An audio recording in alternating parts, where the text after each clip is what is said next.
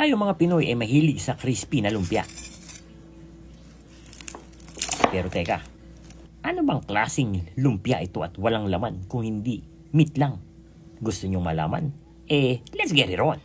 Meron tayo ditong 1/4 kilo ng beef na baka.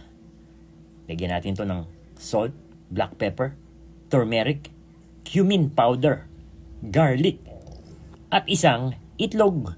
Haluin natin ito hanggang sa mag-welcombine ang ating mga ingredients. Ang gamit ko naman dito ay egg roll wrapper.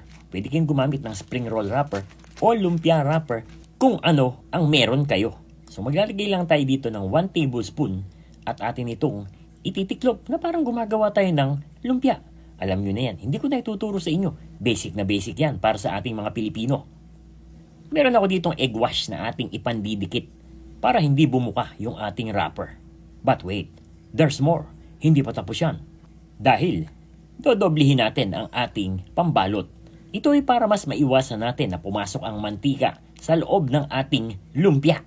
At the same time ay hindi siya sumabog. Dahil pag pumasok nga sa loob, sasabog yan panigurado. At sayang naman ang ating effort. So yan, mas maganda at mas malaki ang ating lumpia.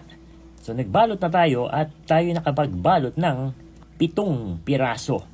So i-deep fry na natin at hintayin natin na mag-golden brown itong ating lumpia. At syempre, pag golden brown na yan, ahudin mo na.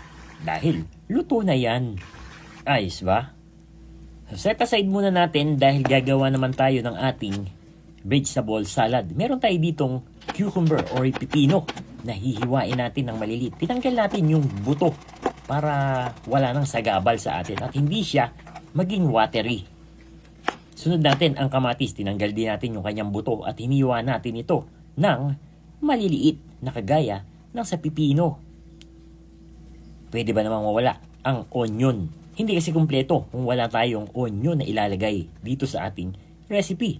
So paghalu-haluin lang natin yan at meron na tayong salad para sa ating lumpia. Sa sauce naman meron tayo dito all-purpose cream. Lagyan natin ng garlic, cumin powder, salt, at black pepper. Haluin lang natin itong mabuti.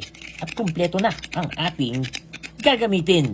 I-ready mo na din ang iyong iinumin dahil and there you have it, KND Nation, mga kadadelicious. Ito yung ating version ng lumpiang shawarma. Ito yung lumpiang may sawsawang ka na, may salad ka pa. Saan ka pa? At alam nyo ba na pwede nyo rin itong gawing pangbenta?